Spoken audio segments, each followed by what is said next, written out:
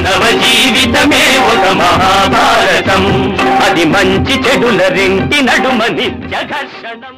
కూలు రూపు, కినాల మీద కూలిపోయే రూపాలు కొన్ని, తన్ని కొని ఏడు రూపును, ఇంకా ఇంకా నేల మీద పడి గిలగలు కొట్టుకుంటున్నాయి పాపం కొన్ని శరీరాలు. కొందరు సైనికుల శరీరాలు గిలగలు కొట్టుకుంటున్నాయి. వరల రూపు ఇంకా నేల మీద పడి అమ్మ అమ్మమ్మ దాహం దాహం అని కొట్టుకుంటున్నారు పాపం, గిలగలు కొట్టుకుంటున్నారు. దాహం, అక్కడ దాహం ఎవడిస్తాడు? వాడి మించి తొక్కుకుంటూ ఇంకోటి వెళ్ళిపోతున్నాడు, యుద్ధం చేసుకుంటాం. నేల కొరగేడు రూపును, పడిపోతూ పడిపోతూ భార్యనో తల్లినో తండ్రినో ఇష్ట దైవాన్నో తలుచుకుంటున్నాడు పాపం ఒక సైనికుడు. ఎంత ఘోరమైన పరిస్థితి అండి. పొరలు రూపున నేల మీద పడి పాపం పొర్లుతున్నారు కొందరు సైనికులు. ఆ కళేబరాల సజీవ కళేబరాలో నిర్జీవ కళేబరాలో తెలియకుండా పొర్లుతున్నారండి.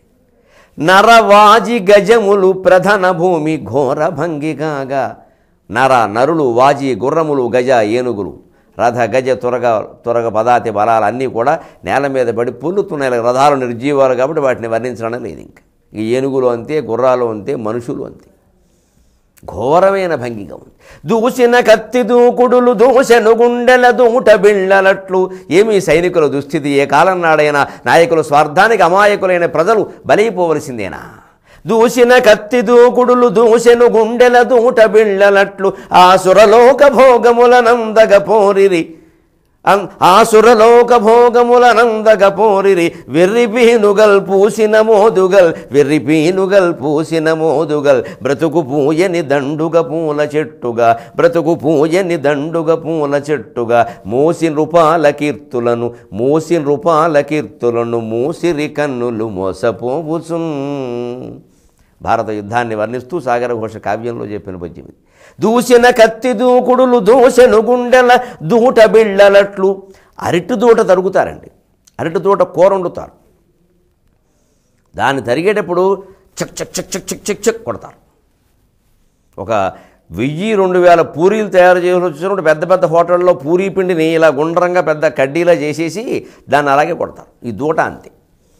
అసలు దూటకూర చేయడం అనేది ఒక పెద్ద నేర్పది. అది పూర్వం పెళ్లి కూతుళ్ళని దూటకూర చేయడం వచ్చాయని అడిగేవారు, దీన్ని నేర్పు ఉందా లేదా అని చెప్పడానికి. ఇప్పుడు ఏదో సాఫ్ట్వేర్ చదివేవా లేదా అని అన్నట్టుగా పూర్వం దూటకూర వచ్చినా అని అడిగేవారు. అది వస్తే అన్ని కూరలు వచ్చినట్టే. నీకు దూటకూర చేయడం అంత కష్టం, పైగా చేతికి జిగురు అంటుకోకుండా చేయాలి. కొంతమంది అరటి పువ్వులు వస్తుంటేనే తెలియదు చేతికి అంటుకుంటుంది. అదే మరి బ్రాహ్మణులలో అరటి పువ్వు కూర వండుతారు, అబ్బాయి చేతికి ఏమీ అంటుకునే పని లేదు, శనగలు తిన్నట్టే చేతులు మహాశుభ్రంగా వండేస్తారు. శుభ్రంగా దానికి తీసుకోవలసిన జాగ్రత్తలు తీసుకుంటారు, శుభ్రంగా తేలిగ్గా వండేస్తారు. పనస పొట్టు కూర, అరటి పువ్వు కూర ఇటువంటి బ్రాహ్మణులలో తినాలి, అదో సరదా. వారికి తెలుసు, ఆ నైపుణ్యం ఉంది వారికి. దానికి తగిన జాగ్రత్తలు ముందే తీసుకుని చేతులకు నూనె రాసుకుని జాగ్రత్తగా తీస్తారు. శుభ్రంగా ఆ ఊరికే మల్లెపూలు తీసినట్టే ఉంటుంది. దాన్ని శుభ్రం కూర వండుతారు. అలాగే దూట తరిగేటప్పుడు టక్ టక్ టక్ టక్ టక్ నరుక్కుంటూ పోతారు. దూసెను గుండెల దూట బిళ్ళలట్లు.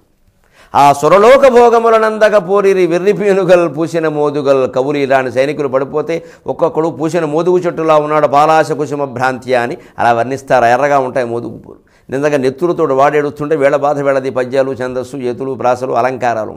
ప్రపంచానికి ఆవరలోకాలు మండిపోతూ ఉంటే ఎతులు నేర్చుకుంటూ, ప్రాసలు గుర్చుకుంటూ, గణాలు అల్లుకుంటూ కూర్చున్నావా కవిమూషిక లే అన్నాడు మా ఆవంశ సోమసుందరం గారు, పిఠాపురంలో ఉండే మహాకవి. ఒకప్పుడు ఒళ్ళు మండి అన్నాడు ఆయన. ప్రపంచానికి ఆవరలోకాలు మండిపోతుంటే ఎతులు కూర్చుకుంటూ, ప్రాసలు నేర్చుకుంటూ, గణాలు అల్లుకుంటూ కూర్చున్నావా కవిమూషిక లే అన్నాడు. అలాగా ఇక్కడ ఇంకా ఈ పూసిన మోదుగు చెట్టుల్లో ఉన్నారన్న ఎలాంటిదంటే వెర్రిపీనుగల్ పూసిన మోదుగల్. ప్రాణాలు పోయి వాళ్ళు ఎడుతుంటే ఈ వర్ణన ఏమిటండి?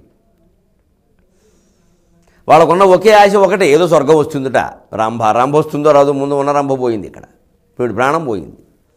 అదో ఆశ పెట్టారు. మోసి రూపాల కీర్తులను మూసిరి కన్నులు మోసపోసు. ఆ రాజుల కీర్తులు మోసి మోసి మోసి వీళ్ళు చనిపోయారు అన్యాయంగా. ఎంత అన్యాయం జరిగిందండి. అలా జరుగుతున్న భయంకరమైనటువంటి యుద్ధంలో ఓ పక్క నుంచి ధర్మరాజు ద్రోణుడు తరుముతున్నాడు పాండవ సైన్యాన్ని, మరో పక్క నుంచి సరిగ్గా ధర్మరాజు కౌరవ సైన్యాన్ని తరుముతున్నాడు. సరిగ్గా ఏదో 2 నదులు ఒకేసారి వచ్చి కలిస్తే ఇటు నుంచి ఇలా తరిమినప్పుడు ఇలా వెళ్ళిపోతే ఆ కెరటాలు, ఇటు నుంచి ఇలా తరిమినప్పుడు ఇలా వెళ్ళిపోతే ఆ కెరటాలు 2 ఎలా ఉంటాయో ఇప్పుడు కౌరవ పాండవ సైన్యాల పరిస్థితి అలాగే ఉంది. దుర్ముఖుడు అటు నుంచి తరుముకుంటూ వచ్చాడు, ధృష్టజ్యుమ్నుడు ఇటు నుంచి తరుముకుంటూ వెళ్ళాడు. కురు సైన్యం మొత్తం అటు నుంచి కెరటాల్లా దూసుకొచ్చింది. పాంచాల రాజు సైన్యం మొత్తం దాన్ని అడ్డుకుంది. అటువంటి పరిస్థితుల్లో ఒక చిత్రం జరిగింది. గురుడను తీవ్రమారుతము కోల్తల కోర్వక. ద్రోణాచార్యులు పాండవ సైన్యాన్ని తరుముతూ ఉంటే తట్టుకోలేని పరిస్థితి వస్తే ధర్మరాజుకి యథాశక్తి పోరాడాడు. యుధిష్ఠిరుని యొక్క యుద్ధాన్ని చూడండి మీరు, ఆయన ఏం తక్కువవాడు కాదు. గురుడను తీవ్రమారుతము కోల్తల కోర్వక ధర్మపుత్ర బంధురవలదార్ బలవారిదోత్కరము తోలుడు. గురుడను తీవ్రమారుతము కోల్తల కోర్వక ధర్మపుత్ర బంధుర బలవారిదోత్కరము కోలుడు. ఆతడదించి వీరసుందరముగ చేయి వీచిన ఆతడదించి వీరసుందరముగ చేయి వీచిన ఉదగ్రగతిన్ బురికొన్న వీరసుందరముగ చేయి వీచిన ఉదగ్రగతిన్ బురికొన్న. కౌరవస్ఫురణమునుద్భుటం బగుడు కౌరవస్ఫురణమునుద్భటం బగుడు సూర్యుని క్రమ్మె ధరాపరాగముల్. కౌరవస్ఫురణమునుద్భటం బగుడు సూర్యుని క్రమ్మె ధరాపరాగముల్.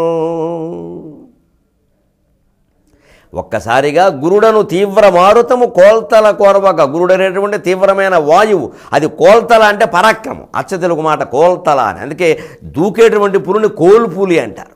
పరాక్రమంతో విజృంభించే పురుని కోల్పులి అంటారు. కోలు కోలోయమ్మ కోలోనా స్వామిలో కోలు కూడా ఇదే, విజృంభించడం, దూకడం. అందుకని కోల్తల, కోలుపులి, కోలు కోలోయమ్మ అన్న దాంట్లో కోరేది.